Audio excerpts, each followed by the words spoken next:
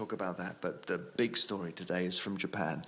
And you've heard it on the news. Much of the Pacific region remains on tsunami alert after a massive earthquake hit the northeast of Japan earlier this morning. The quake measured 8.9 on the Richter scale, and it led to waves 30 feet high crashing across parts of coastal Japan. You might have seen the pictures on your TV of cars and ships and even buildings being swept away by a vast wall of water off the coast of Sendai.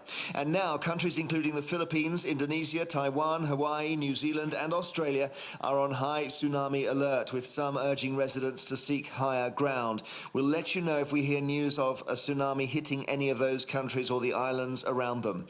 The earthquake is the largest in Japan's history and has caused widespread damage across the country, including in the capital Tokyo, even though that's 250 miles from the epicenter. At the moment, 32 people are reported to have died.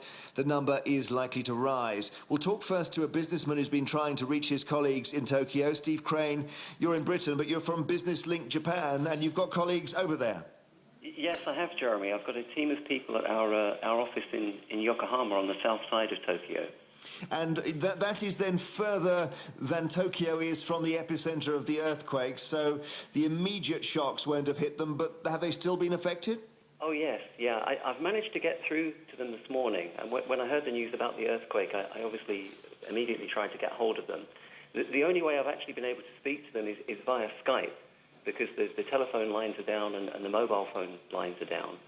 So I've been able to speak to them. Fortunately, they're all safe, and they said that most people in that Tokyo area are safe, but they're now dealing with the sort of fallout of the big aftershock, and it's a very chaotic picture that they're painting there, because all the public transport network has obviously come to a standstill, and the mobile phone network is also completely blocked up, so nobody can call each other.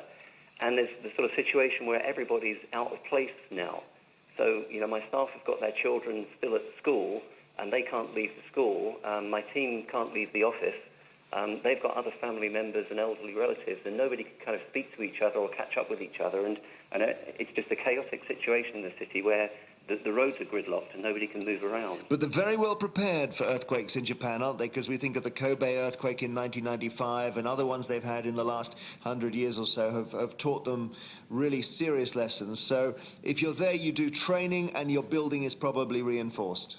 Yes, that's correct. I mean, they all have regular, up-to-date training sessions, and there's a very strict procedure that they follow as soon as these earthquakes and tremors happen. And tremors happen out there an awful lot. I spend a lot of my time out in Japan, and numerous times I've been out there when there's been tremors. But this is obviously a very, very different scale. But yeah, my team, they all knew what to do, and they have a procedure in place of where to get in the building and what to do. They basically get under the desks or within door frames as soon as these larger tremors happen.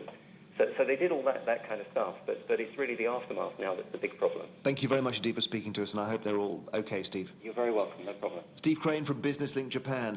Now, on the line from Durham University is the Professor of Geology, Bob Holdsworth, who can just tell us about how these earthquakes work. This one, the epicenter is in the sea, Bob, and it's off the coast of Japan. That's correct, Jeremy, yes. And that therefore means that it's to some extent they've been spared the full force of it.